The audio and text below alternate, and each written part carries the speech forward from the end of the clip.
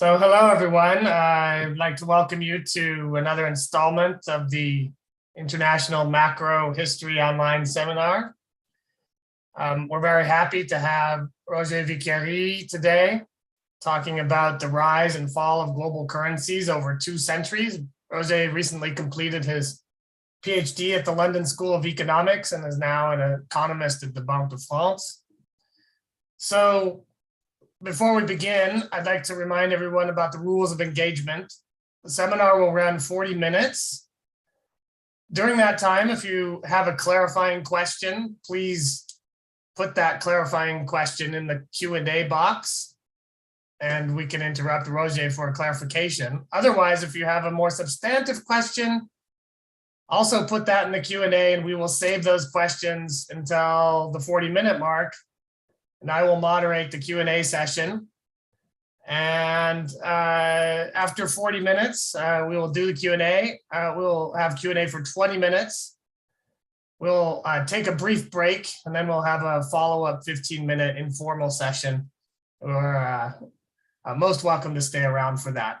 Okay, without further ado, we'd like to get started. So I'll turn it over to Roger so you can share your screen and get started. Thank you, Roger. Thank you, Chris. I hope you can see my slides. So thank you very much for inviting me. It's really a pleasure. Again, I was saying how I like this series since the beginning of COVID, and it's really a pleasure to present in this series. The paper I'm presenting today is titled The Rise and Fall of Global Currencies Over 2 Centuries. So obviously, it's hard to switch off the news these days. And well, besides all the horrible things that are going on, this topic, the topic of global currencies, dollar hegemony, is in the news, and this is not new. These kind of headlines have been, this kind of takes on the end of dollar dominance have been around since at least I can remember. The paper obviously is related to this big question of whether dollar dominance days are over. Also, what is coming next? But what I want to say is that you won't find an answer in the paper. However, the way I view this paper is that is a first step in building some tools to be able to, some measurements, to be able to tackle these kind of questions about the future of the international monetary system and the determinants of turning points and the determinants of global currency status, having some tools to tackle these empirically. So what does this paper is about? What is this paper about? It is a measurement paper, and it provides an historical perspective on current global dollar dominance and the rise and fall of global currencies in the future as well.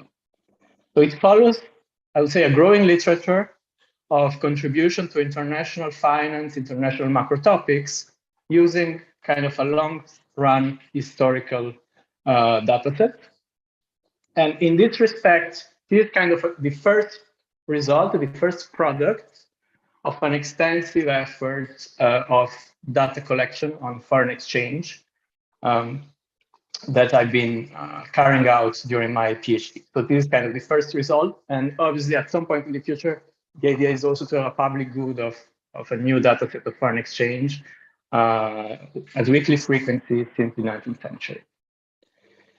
But the motivation is of the paper relates to both kind of theory and policy. So there is a renewed interest in dollar dominance. It is an old debate that goes back to the Triffin dilemma, exorbitant privilege, some kind of old school debate in international finance. But I would say interest in dollar dominance is very much renewed today because of the kind of frontier research in international macro. So the whole debate about the dominant currency paradigm, the global financial cycle, spillovers from the US dollar on global financial conditions and the trilemma versus dilemma, kind of frontier topics in international macro. So that's very much motivation for the paper. But then you also have policy questions. One policy question which is kind of new and is in red, and I added for the topic, the talk today, I didn't used to have it in the slides, is obviously US dollar weaponization sanctions. What does that mean for US dollar hegemony? But then some kind of also some kind of more long-standing policy questions. So if we were to observe a transition out of dollar dominance, what will that look like? Should we expect a winner-takes-all system around the renminbi or the euro, or should we expect multipolarity? And the more normative side of this is a more multipolar system desirable? So outside of the US, at least, I would argue that most people seem to find it desirable to a more multipolar system. At the same time, you have an interesting theoretical literature that around this paper by Farr and Maggiore that tells you that chances are a multipolar system will be subject to self-fulfilling crisis, and it will be inherently unstable. So it is kind of hard to get into an empirical perspectives on this question, simply because transition turning points in international monetary system are rare. So you really need to stretch your sample far into history simply to have enough observation to say anything. And obviously, historical precedent, historical parallels have played an important role in the policy discourse about this, and particularly the discontinuities in the interwar period play a major role. I would say both in the policy debate, but also kind of in the background in those theoretical papers I was mentioning. I will mention. So, in a nutshell, the contribution of the paper are, well, first, the largest historical data set of foreign exchange at weekly frequency that goes back to the 19th century. I observed the London market since 1846 at weekly frequency. The data set needs to be fine-tuned to be kind of this public good that will be of use to everybody, but I'm hoping to get there in the short to medium term. But what the paper does is really three things. So first, a continuous measure based on FX co-movements of the relative dominance of global currencies for 2 centuries. So in a way, there is a more systematic documentation of previous episodes of global currency competition that are studied in the literature. But obviously, the existing literature looks at direct measures, actual data, and there are gaps. What I do is kind of a shortcut using FX data and FX co-movements to have this really continuous measure that can be compared over time, over 2 centuries without gaps, except for the 2 world wars. The last contribution of the paper, the last thing that I will show you, is also a quantification of the overall structure of the IMS in terms of competition intensity. And this is kind of helpful to put into perspective those theoretical models about the stability versus instability of a multipolar versus unipolar IMS. Okay. What are the results? So the key takeaway of the paper is really the dollar dominance is an historical anomaly, and is an historical anomaly really because of the size and the persistence of its lead versus the kind of second in command. This is unprecedented, that a lead of this size has never been sustained for decades like the US dollar has been able to. The previous hegemon, the pound sterling, was an hegemon, but was frequently challenged by close competitors. So you have episodes of competition where the pound, according to my measure at least, the franc, the dollar are able to really compete with the pound. which is not the case today, and has not been the case since the start of the dollar era. In terms of measuring the unipolarity versus multipolarity of the system, the interwar period is the global maximum of measured multipolarity. This is no surprise. However, I think there is an interesting point here, in that usually in the policy debates where we look for historical analogies and precedents, we tend to say the following: that a lot of policymakers and some scholars tend to say the following: a multipolar system is possible because we have example of a stable multipolar system in the classical gold standard. And they kind of compare the interwar period and the classical gold standard as two multipolar periods with different outcomes because of different policies. What I find is that the classical gold standard is not as multipolar as the interwar period, and sort of far from it, actually. The last finding is that there is a strong positive correlation between the level of competition in the international monetary system and the prevalence of financial crisis at the global level. So this is in line with the paper by Fari and Maggiore, so kind of skeptical about multipolarity. However, must be said that this is really driven by two sub-periods. So I will briefly go through some literature. I will briefly describe you the data. Then I will spend some time explaining the algorithm that I use to measure relative dominance of global currencies. And then I have a lot of results, a lot of charts and maps. We will see if I go over all of them. But I mean, it's also about your preferences during questions, etc. So the way I like to think about this question in terms of related literature is that there are two views of the IMF, and they are quite nicely summarized by a kind of summary paper by Aiken Green. One view is the Harvard view, and the Harvard view will tell you that in positive terms, the IMS, the international monetary system, is dominated by network externalities and feedback loops among different functions of global currencies. This means that any transition will be extremely slow. And this also means that any transition is likely to materialize in a winner-take-all new equilibrium. As a kind of a subset of this view is what Fari and Maggiore have studied. So the idea that you have in a multipolar international monetary system, you are prone to self-fulfilling crises because you simply you have competition between safe assets, and this translates into transition in and out of safe assets, and this is inherently unstable. In a way, this literature is really grounded in some kind of old school work by North Triffin on the gold exchange standard. The other view is more historical in nature. It's not based on is not as much based on the US dollar hegemony. Is more historical in nature, and it will tell you that an hegemonic IMS is an exception in a historical perspective. Network externalities, network effects didn't prevent major discontinuities in the past.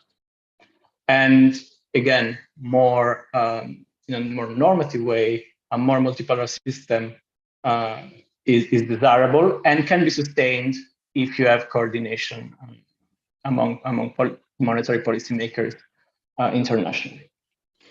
So, what do we know about the history of the international monetary system? This is kind of a brief overview so that we are all on the same page. I would say we can kind of identify four subperiods. First subperiod before the German unification, we tend to think about three blocks: gold block around Britain, a bimetallic block around France, then a silver block in the periphery, Asia. This period is characterized by kind of active competition in terms of French initiatives towards harmonizing the international monetary system around the franc. It's also characterized by a huge discontinuity, which is the German unification in 1870, where you have probably the largest historical transfers of foreign assets after the Franco-Prussian War, and the kind of rise of Germany as a unified economy and a monetary power. So long story short, sorry, the German unification is marked kind of a transition towards the British gold standard because of network effects, most likely. And the kind of period of the first globalization running up to World War I is generally characterized as a multipolar British-dominated system. In this period, we have some measures of reserve data. So some data already exist. I will show you what we know in terms of data in a second. The successive periods have been studied much more in detail. So particularly the interwar period, you have all the extensive work by Aikengreen, Flandreau, and co-authors, with a new view that shows that the dollar overtook the sterling as soon as the end of World War I, looking at global reserves and also financial denomination of financial assets data. And then obviously you have the current period of dollar dominance, so dollar exchange standard, and then the dollar standard with an increase, actually, if you look at a number of measures of international currency status, the dollar dominance is actually increased since the end of Bretton Woods. So this is what we know. This is the closest thing to what this paper provides. This is global reserves data, sharing global reserves by key currencies, by Aikengreen, Mel, and Chito. So as you can see, they are able to have two data points in the 19th century, 2 years, and then a subset of the interwar period, and then the data for post-World War II period are much better. So in a way, this is where we start in terms of quantifying the rise and fall of global currencies over 2 centuries. I will show you how my algorithm compares to these actual data, and actually they seem to get very, very similar results. So this is reassuring for the gaps that I'm sort of filling. So how do I do that? There is a new dataset that I've been creating. So it's an extensive work of really manual, for the most part, digitization of foreign exchange prices from the original printed sources. That said, not all the data that I use in this paper are collected by myself. The idea is to progressively be able to substitute the commercial provider that I use with my own data. But really, the data set that I add is the weekly series starting in 1846. So in the first part of the data set, there are monthly and weekly frequency data, and I splice. I will show you how I combine the two. Over time, I transitioned to weekly data. Starting in 1918, you only have weekly frequency. So my foreign exchange data cover a fairly large sample of the world economy. So we are about around 80% of global GDP in the 3 sub-period that I divided. The data set is naturally divided in 3 sub-periods because of the data sources. So I'm around 80% of global GDP, 90% of global trade. Roger? Yes.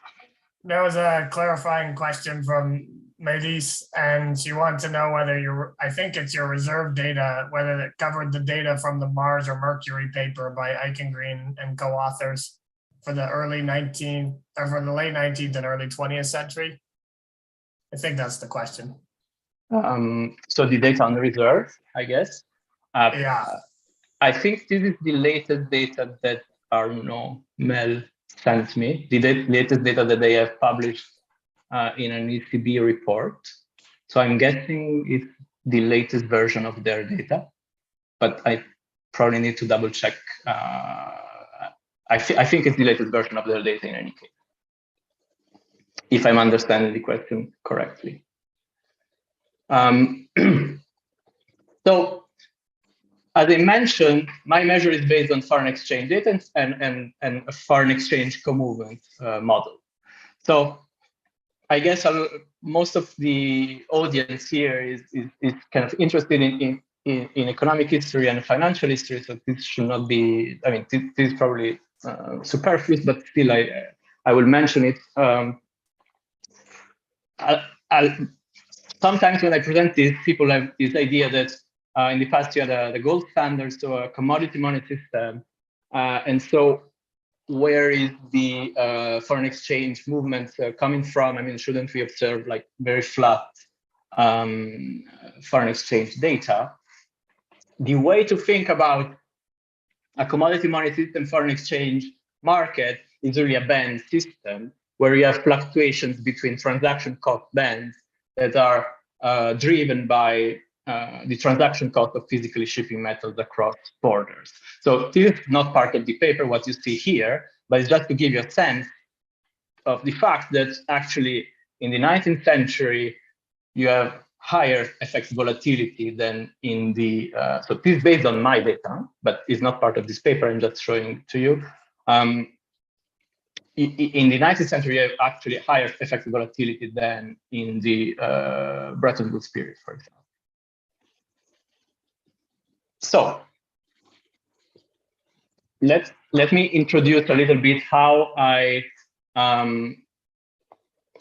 think about measuring what I'm trying to measure. So the idea is to use foreign exchange movement as a proxy of global currency status. And this is not new in the literature. You have papers by, I mean, the most recent paper is probably McCulley and Shaw, which do a very similar thing using data up to the since the 1970s. And they also find, so this is another paper, McCulley and Ito, and then McCulley and Shaw show that in doing that, what you get in terms of FX movement factors correlate very positively with other functions of global currency. So it's kind of a good proxy. And obviously, the channel through which FX movements relate to global currency dominance are various, and they probably change over time. So co-movements of foreign exchange certainly relate to financial and trade relationships. As long as the foreign exchange is also a policy objective, foreign balances are a policy tool, and so policy is also involved. The monetary policy and the foreign exchange policy is also involved in driving co-movements at some point in the data set, much more than before, obviously. But in a nutshell, the idea is that I estimate a foreign exchange co-movement model using global currency as factors in this model. And then I assign shares of each country to a global currency zone for the dollar, the euro, the franc, etc. So that I apportion shares of each country in my sample to one of the global currencies. In a nutshell, this is what I do. So the foreign exchange factor model that I use is something very classical. It's kind of a workhorse model in international finance. It's usually called the Frankel-Way model. And the idea is simply to have on the left-hand side your currency of interest expressed in a in a common numeraire that is the numeraire for both the left and the right hand side. And you regress the log of the returns of your currency of interest on several factors. And your factors of interest are global currencies. So on the right-hand side, you will have the US dollar, the pound, franc, etc., also expressed in this common numeraire. So the idea is really to have a kind of horse race between potential factors, between competing global currencies. And then you estimate your betas. You can reweight your betas by GDP, and you get a measure of shares of global currencies in the global economy. So just to give you the, kind of my reasoning in specifying the model, there are two main problems in specifying this kind of model. First is the numeraire. How do you choose the numeraire? Usually you choose a freely floating small open economy like the New Zealand dollar or an international unit of account. There is no currency that fulfills the criteria of being a freely floating small open economic currency without any kind of major shock over 2 centuries. So what I do is that I use the price of silver in London as the numeraire to get the sample for the baseline model. And then as a robustness check, I use 3 different small open economy currencies in each of the sub periods. The other kind of choice you need to make to specify those models is which factors and which global currency factors you consider. So you can get to what I use from a qualitative or quantitative perspective.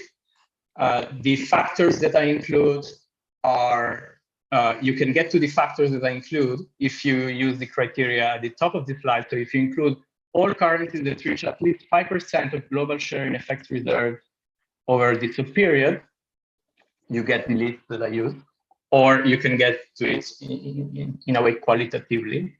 But in any case, what I use is the pound sterling, the franc, and the mark in the 19th century, the pound sterling, the franc, and the dollar in the interwar period. So I exclude the German mark, and it seems too intuitive to me to exclude it. And then in the current era, sort of, I include the sterling, the mark, the dollar, and the yen, and the euro takes over the mark after its introduction. So I could try to include the renminbi, but there are all sorts of problems with including the renminbi. It's very hard to include in this kind of model simply because it's very much collinear to the dollar.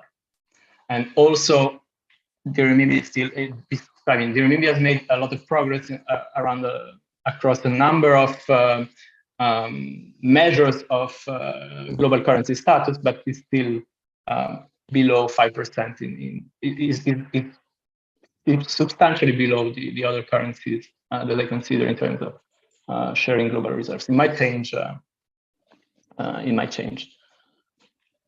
So, in a nutshell, this is what I include in the model. The additional factors are not included in the baseline models, but I simply have global currency factors in the baseline measure that I will show you.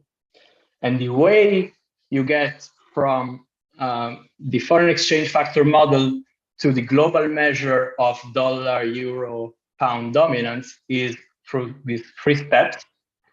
I estimate the factor model at a weekly frequency for each currency. Then for each polity, for each currency of interest, for each country in my sample, I calculate an annual polity score for each global currency. So I have a beta US dollar, and I calculate an annual US dollar score for each country in the sample. And this score is weighted according to the precision of the estimated coefficient. And then I get an annual global score by weighting by GDP all the beta dollar if you're talking about the global measure for dollar dominance. I take a global GDP weighted average beta US dollar. And this is my global US dollar score for each year. I hope that makes sense. We can go back to this later if needed. So let me spend some time on this slide. This slide shows you the results of this algorithm. So weekly frequency individual currency models, aggregated at the annual level for each country in the sample, and then aggregated at the global level, weighting by GDP. And this is the black line in this slide with a confidence interval. Then in red, you have the measure of foreign exchange reserve that I showed you at the beginning. So the measure by Eckengren, Mel, and Chitu. This is actual reserves data. And then in sort of purple, you have the foreign exchange regime algorithm by Ilsetsky, Reinhardt, and Rogov, which I probably forgot to introduce as a related work. I'm probably missing a slide here, apologies. So probably a very close work to this is the algorithm by Ilsetsky and others. We can discuss the differences between their work and what I do more in detail. But their measure is a winner-take-all measure of which country, any country in the world is anchoring its currency to, in case of a fixed exchange regime. It's also very close in terms of results in any case. They assign, so I'm using a comparable sample. So they have every country in the world. I only use their score for the countries in my sample in what you see now on the screen. So in a nutshell, what I wanted to say with this slide is first, my results are, I would say, even more correlated than I would have thought originally with actual FX reserve over the past 2 centuries, according to the data we have by Eckengren and co-authors. And also for the more recent period, they are very close to the kind of best-in-class work that we have on foreign exchange regime classification. Despite the fact that I'm using a fairly different algorithm from Ilsetsky, Reinhardt, and Rogov for various reasons. The main reason is that I think I'm asking a different question. The algorithm of Ilsetsky and co-authors looks at identifying the foreign exchange regime very neatly. What I'm interested in is competition. So I can't use a winner-take-all algorithm as they do. I think the kind of foreign exchange co-movements models I use allows you to be a bit more granular in looking at competition. But the results are not very different. And the second thing that I wanted you to see in this chart is how, and I think it's interesting, is how foreign exchange behavior seems to kind of lead changes in the share of actual reserve. So if we look at, I mean, in the interwar it's hard to see, but it's a similar pattern. But the pattern for the pound and the dollar is very neat in this chart. The foreign exchange behaviors precede by a few years shares of actual reserve. So you might think this kind of foreign exchange movement is kind of a leading indicator versus share in actual reserves. So this is now kind of a chart that summarizes the entire paper in a way. Here you have the share, the global share, according to my algorithm, weighted by GDP, for each global currency since 1825. So there are many things to say, and probably we can look at this more in detail with the following slide. But there are probably, again, 2 or 3 key takeaways that you can already see from this. First, if you compare the left-hand side to the right-hand side, the episode of pound hegemony doesn't look very similar to the recent episode of dollar hegemony. You see that the blue lines kind of fluctuates much more than the green lines on the right side of your screen. Also, and I'm going back to the main takeaway that I already mentioned at the beginning, if you compare the share of global currencies in the classical gold standard, so 1875-ish to World War I, you have a multipolar pattern here, but is nothing is not comparable to what you observe in the interwar period, where really you have much closer shares, and I will show you that later. Okay, so now I have a number of maps that show you the highest share for each country. So remember, this is not a winner-take-all algorithm. So each country can be 30% dollar-dominated, 40% pound-dominated, and the remaining split between unassigned and the yen. But the maps will show you the highest share for each country. About 5 minutes, Roger, thanks. How much, sorry? About 5 minutes before we start Q&A. 4 now. Okay, so my watch is, okay, I thought I had more time. So let's keep the map then, and I will show you summaries by sub-periods. And then we can go back to the maps if you want. So again, key takeaway for the 19th century is a kind of challenge British hegemony. And you have interesting patterns of competition, competition that is driven by activist policy of internationalization. This is the French franc around the French Second Empire here, or driven by, well, the huge discontinuity of the Franco-Prussian War, really. In terms of the classical gold standard, I would say the surprise is probably the share of the mark that is higher than what you would expect compared to the French franc. But in any case, really the key takeaway of this sub-period is really a challenge British hegemony. So there is an hegemon, but it's challenged very frequently, and the lead of the hegemon is not particularly high compared to today. So second sub-period, the interwar period, and what I find is at the same time consistent with the extensive work of Aiken-Green and co-authors, but there are some interesting new facts or facts that don't completely fit with the previous literature. So indeed, I find that the dollar, which is the green line here, sorry, I think this chart is not properly sized. So the dollar indeed overtakes the sterling before in the 1920s, according to my measure. However, what I find interesting is that the dollar overtakes in 1927, but then the share of the dollar in the global monetary system decreases, and this is coincident with Fed tightening. I guess it might be an explanation.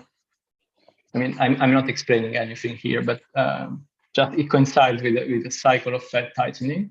And the other fact that I find that is kind of new or at odds with the previous literature is really this very large episode of French franc dominance that is robust to including gold as a factor. So it's not just that France was the only large country remaining on gold. If you include a gold factor, this kind of stands. So even more competition actually during the interwar period than previously thought, with this interesting episode, I think, of French franc dominance. If we now move to the sort of current era, it's a very different picture. That's it. You really have a different regime with dominance that has a much higher lead over the kind of second in command. We have seen a decrease, actually, according to my measure, since the Bretton Woods period, and this is kind of at odds with other way to measure this. But if you look at foreign exchange co-movements, there is a decline in the share of the US dollar dominance in any case. Let me move, since I guess we are almost over. So in case you are interested, there are all sorts of robustness I can show you.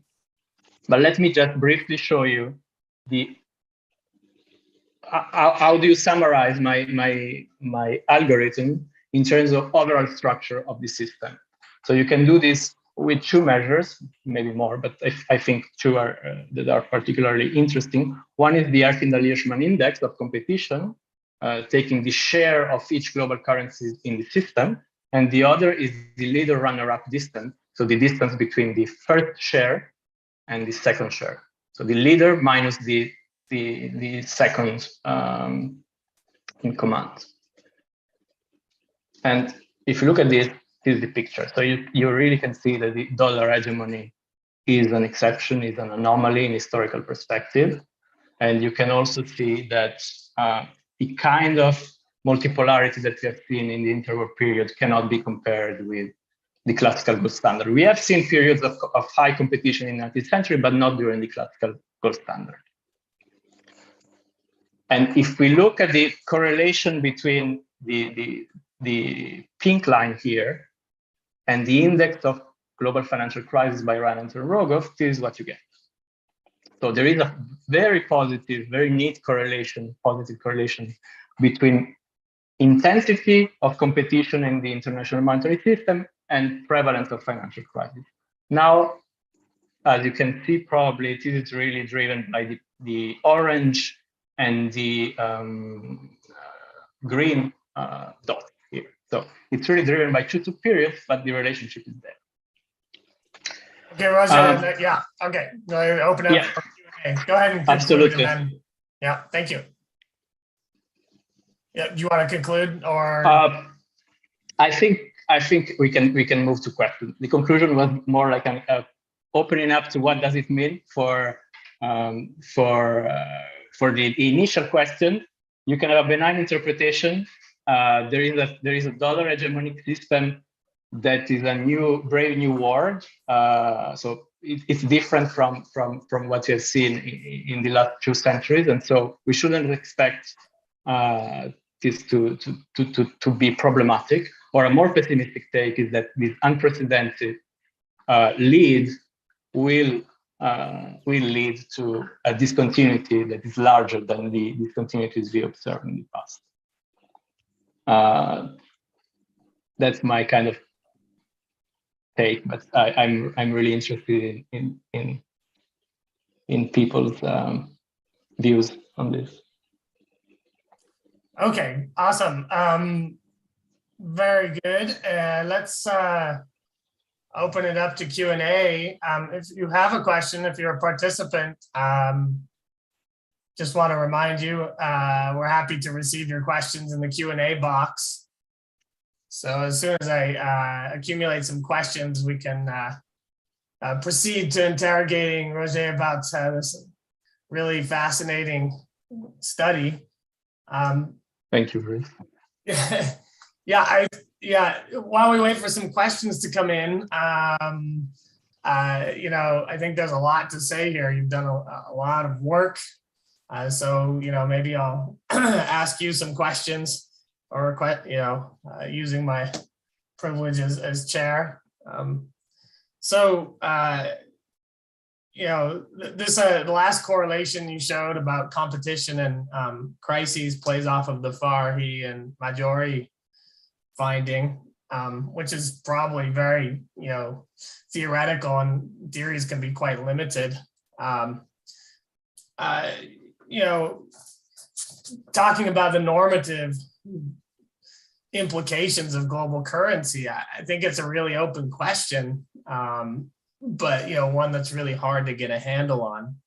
Crises, monetary coordination, balance of payments adjustment, those are all factors, and it's hard to get a handle on those in our very limited theoretical models. But this is a fascinating chart. So it kind of says the more competition, the more unstable.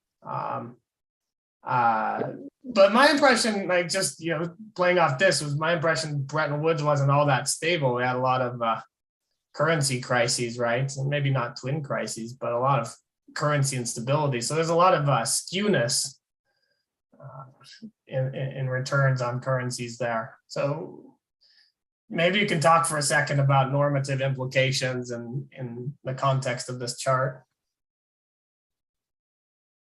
Yes, I think it's frustrating in a sense, because you really want to say, looking at this, that probably a more multipolar system is not such a good idea. But then you're right in the sense that I think the next step, which is not as ambitious as one would like, but the next step is probably try to test the model of Farian majority, for example, more finely. Do we really see self-fulfilling? The way I will take on this, rather than starting from this correlation, is probably trying to look at the episode of discontinuity and try to look for self-fulfilling behaviors. I started to do this for the interwar. I mean, it will be another paper, but I try to look a bit more closely at what happened to my factors around the three global currency crashes of the interwar period. So it will be, sorry, here.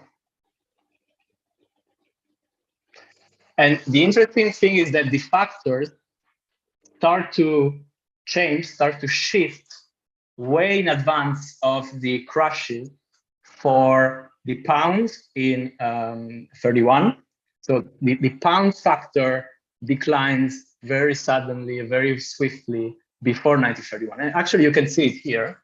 And the same is true for the dollar. The dollar devalues in 1933, but the factor is already down to close to zero before 1933.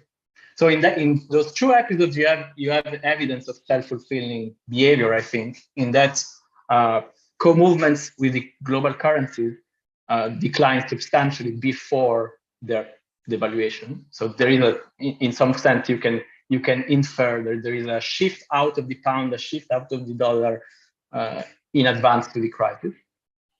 That is not true for the franc. The franc factor remains very high, right right before the devaluation. So, and I don't think the devaluation was necessarily unexpected. There is really a lot of political noise before the devaluation, which is driven by the leftist winning elections in France months before the devaluation. But I think this is a way to. It's less ambitious than having a blanket answer, but this is kind of the next step I will see in answering to those questions. Really trying to test more finely the model by Farian majority. Yeah, so there's a couple of questions in the Q&A. One was from Elise, and she wanted to hear a little bit more about financial instability and currency dominance, and I think you kind of talked about that. If you have more to add on that, feel free. There's another question from Zain Rubai, and Zain's question, I'll read it here, and you can take it from there. It says, have you come across estimates of foreign exchange forward contracts held by various actors, I guess, and he wants to say that could confound estimates of foreign exchange reserves. So those are a couple of things you might want to comment on. If not, we can move on. There's a couple more questions coming in. I think that, so let me say that what I measure is not FX reserves. So what I have is a proxy for various measures of global currency status. So I don't. So the question is probably comes from me not explaining clearly enough. I'm not measuring or looking at FX reserves. I'm looking at FX movement, and I'm looking at instruments that are comparable across the cross section. So over time, it's different instruments. In the 19th century, it's probably closer to a forward in some ways, and later on it is only spot. And then I see that. So I have another question from Melis, and then I see Nathan has his hand up. So we'll take Melis first, and then Nathan. Melis says, could you comment on the effects of wars on your measure of currency collapse? Many people believe that World War I and World War II were the turning point in the international currency role of sterling. Yeah. So World War I, you can, sorry. You can see it here. There is certainly a decline after World War I of the share of the sterling, but the starting point in so my data set starts in 1918.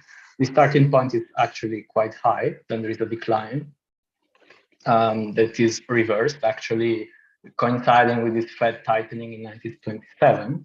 Then if we look at World War II, here, so this is the picture after World War II. So the sterling still has a fairly high share globally, which you can see here. So it's around 20% of my sample, and it's fairly close to 20% up to the end of Bretton Woods, actually, with an interesting fall around the Suez crisis. So there is persistency in the share of the pound, and I'm getting to consistent with my list research. If I get. Excellent. So Nathan Sussman has his hand up. You can unmute yourself, right, Nathan? Go ahead. Yeah, I can. So thank you very much for the presentation. I have more of a qualitative question. To what extent there is a qualitative difference between being dominant in a fixed exchange rate regime where you have, say, 10 countries linked to gold and there's some sort of a substitute between them, whereas a flexible exchange rate regime, this doesn't really, and suppose just for an extreme example, you have two dominant currencies, so by construction, the covariance between them is negative. I think there should be some qualitative difference between those regimes, and in terms of the kind of estimations you're doing, and also in terms of what kind of conclusions we can draw out of this. So you mean a distinction between the regime of the global currency, or the regime of the, so in the sense the euro as a system of fixed exchange regime? Is that the distinction? I'm thinking about the global system. So when you're looking at the classical gold standard, you have a bunch of countries linked to gold. I'm not talking about non-reputable ones, but the ones that are reputable. So So in principle, the global currency is gold, and then the sterling, the mark, the franc, if they're on gold, they're substitutes in some sense. Whereas if you have a system which is a global system which doesn't have an anchor, like the flexible exchange regime we're now, which is different also from Bretton Woods, or from the gold exchange standard, then it's quite different to be a leader in terms of these movements, etc., and also in terms of your size relative. I mean, the substitute thing is not that straightforward to think of. Yeah. So what I can say about this is, and this is also probably, I think I need to think more about this. But indeed, you have different regimes in terms of what the overall environment for FX movements. I would say the share of foreign exchange co-movements explained by the factors that I use is pretty stable since the classical gold standard.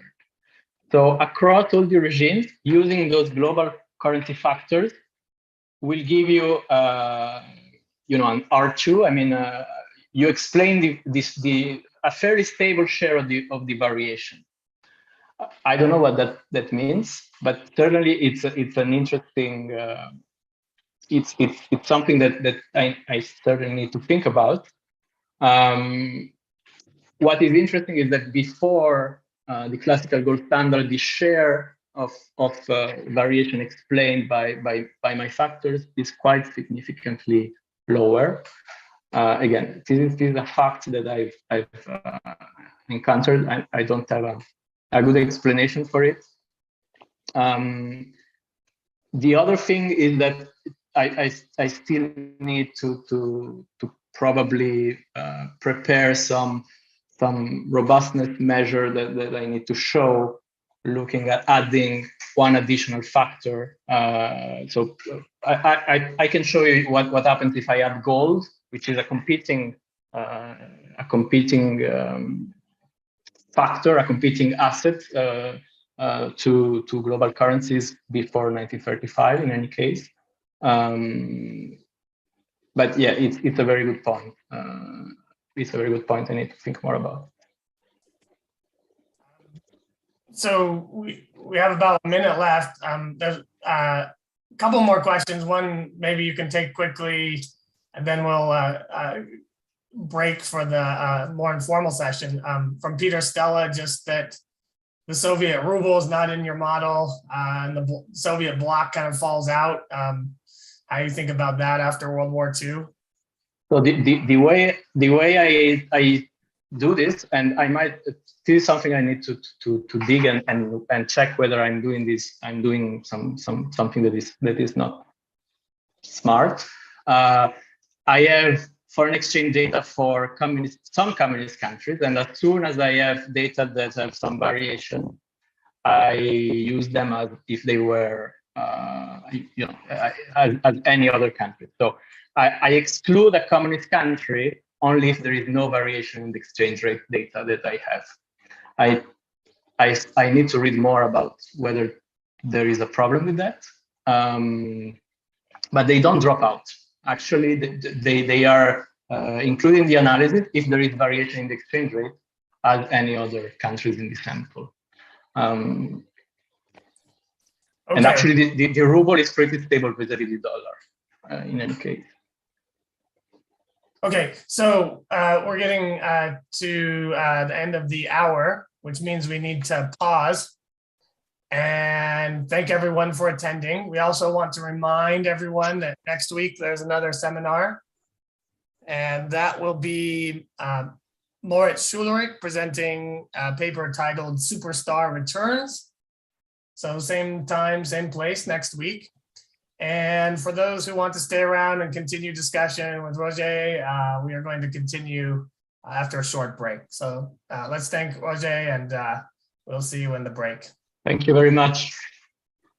And if there is anything that anybody can recommend on monetary system of communist countries, that's for sure something it's on my list.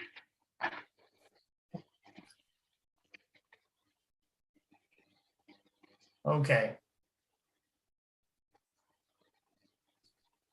Wait a moment and we will reconvene. Thank you again.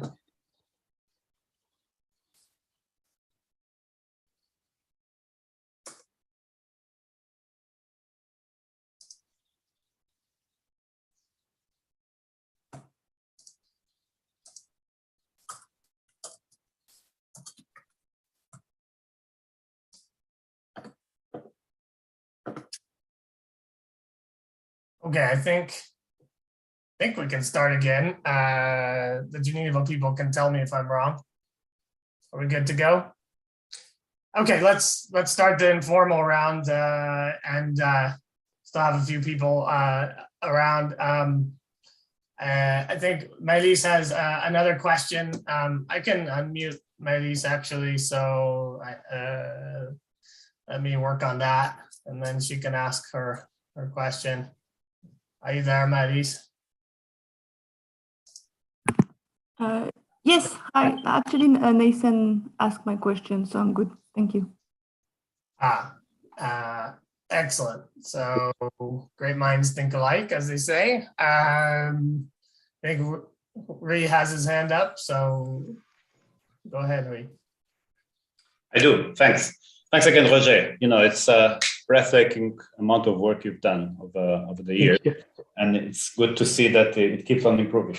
So, but since this is by your own admission, mostly a measurement paper, let me try to see if I understand correctly what you're doing here. So essentially, you're inferring monetary dominance from co-movement, and every single economic historian who studied market integration knows that you need to be careful with doing that kind of inference, right? So the usual thought experiment is, can you really say that two markets are integrated if they're hit by a simultaneous shock, which then will lead them to react similarly, even if they're actually unrelated or unconnected, right? So how is your measure, well, yours, Ito and et al.'s factor model robust to these type of situations? Now, in the context of foreign exchange markets, which are not markets to wit, right? There's lots of regulation involved, right? Capital controls and so on. I guess another way of asking the same question is, again, how robust is your measure, right? In a situation where capital controls vary widely for all sorts of reasons, which again, sort of also goes back to what Nathan asked you, right? So namely the distinction between, general fixed peg world, like the classical standard, versus something that is more, a la carte, right? Yeah. I think so. On capital control, the interwar data is overwhelmingly my data. So I'm fairly sure that when there is a black market, I'm using the black market. In the post-Bretton Woods period, those are mostly global financial data up to when the BIS provides weekly frequency. So for sure, I need to check with the black market data that the UN has compiled, and that's certainly something that needs to be done. But up to the interwar period, when there is a kind of capital controls or there is a parallel currency because there is inconvertibility, I'm relatively sure that I'm using the black market in any case, not the official rate. Then in terms of common shocks that are, I'm trying to think if it's not really something that is tackled by the papers that use this tool. Where are you thinking?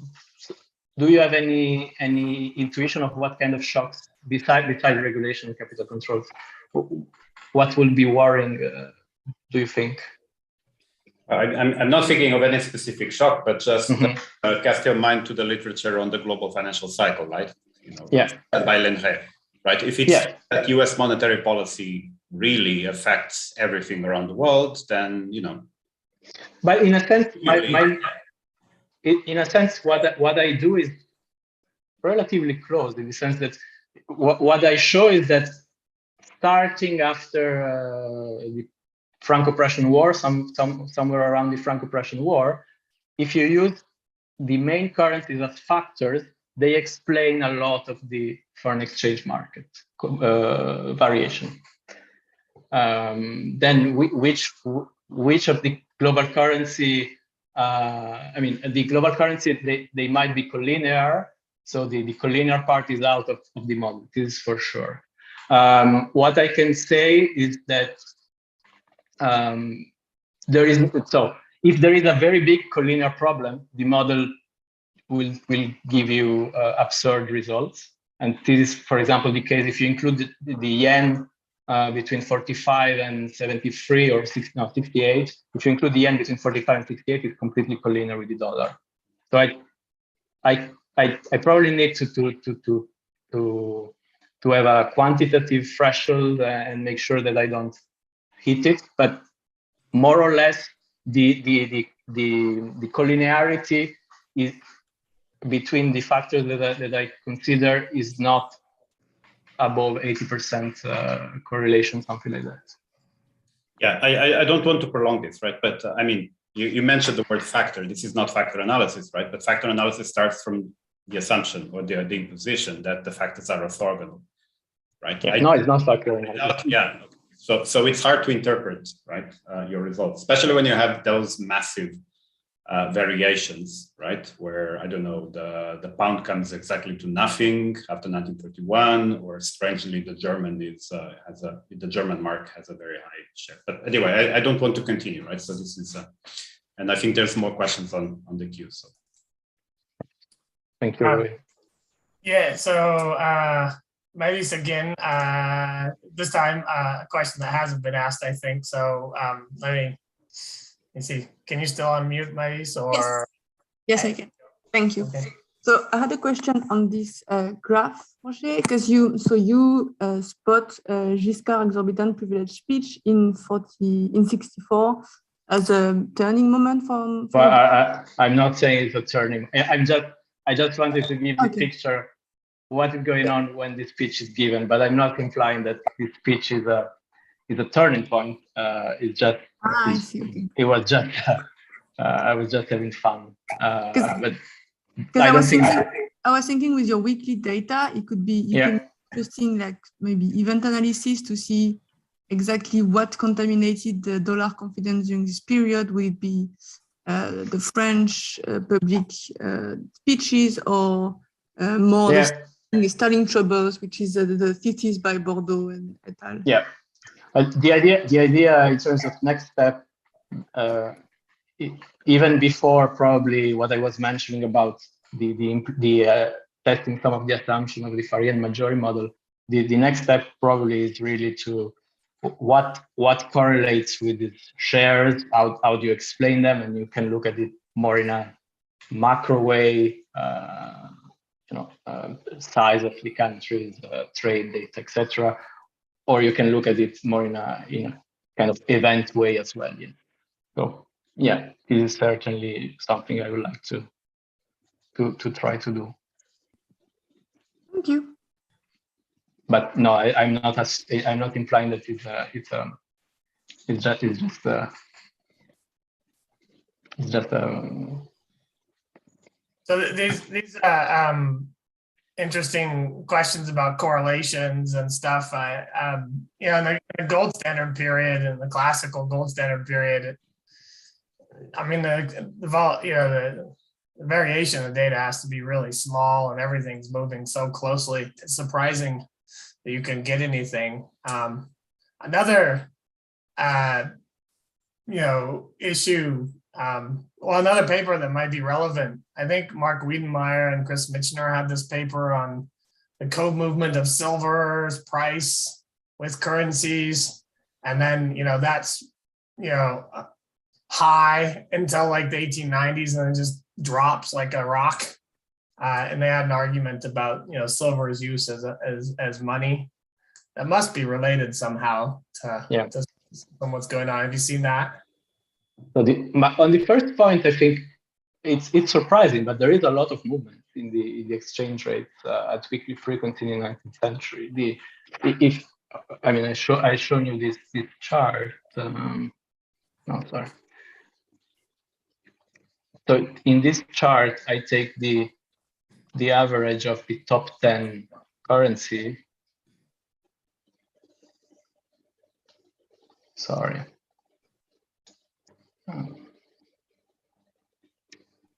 This is the volatility of the standard deviation of the returns of the top 10 currencies you see that, I mean, this is what you get if you look at the movements. So the movements are significantly higher than during Bretton Woods, for example. So it's just those bands, but there is a lot of movements between those bands. Then on the second part of your question, the silver, I think the concern will, I think this is a good thing because it means that the silver is a good numeraire after it's demonetized. Because it does nothing to it's a good unit of measure for estimating this kind of model.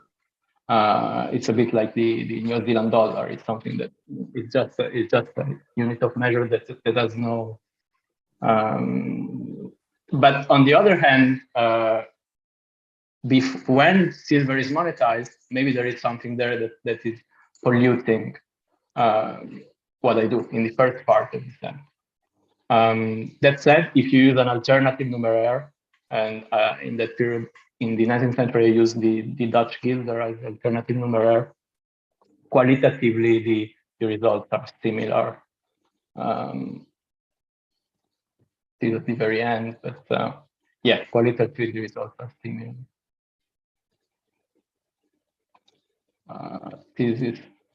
This shows you the results with a different numeraire. So the red versus, you need to look at the red versus the black one. And the black one is using silver as the unit of measure. The red one is using the Dutch guilder as the unit of measure of the model. So obviously there is a difference because the Netherlands are not there anymore. So you need to bear in mind that. What do you think's driving? Go back to I'm interested in the 1870 to 1914 period. Yeah. You had a chart where you have the shares for all the years together. Yes.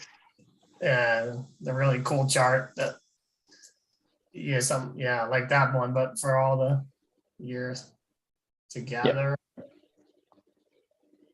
This one, right?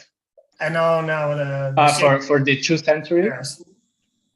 Yeah, this one.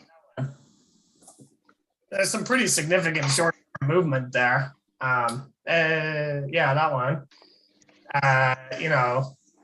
The pound is at 0.6 nearly, and then it falls to 0.3, and then it climbs up within a few years, and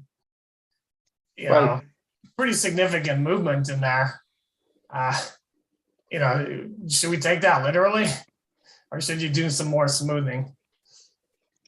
That's the problem with having a 2 centuries methodology.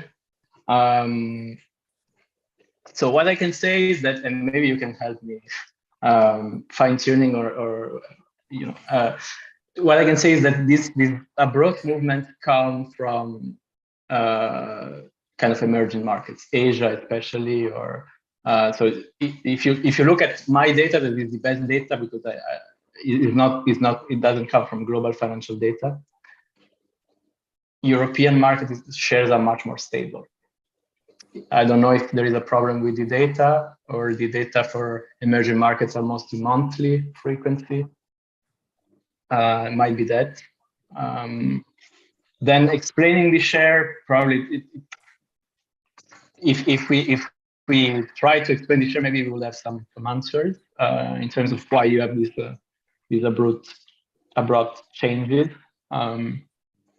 Certainly, some of the changes are surprising. But if you look at the regional picture that I haven't shown.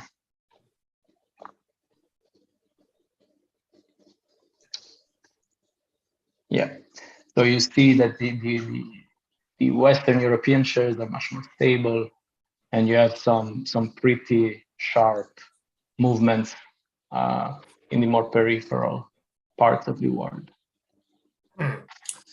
Yeah,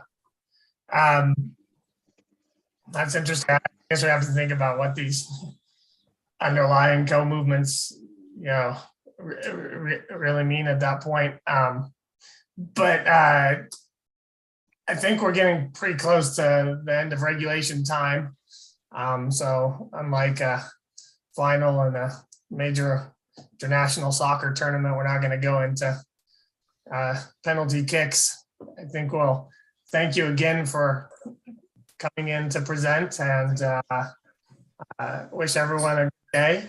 Thanks to the organizers in Geneva as always. And again, next week we have Moritz Schulerich with Superstar Returns. So thanks again, Roger. Thank you very much. Thank you. Thank you. Thanks, Roger. Thanks a lot. Bye-bye. Bye. Thank you. Okay, done. Thanks a lot.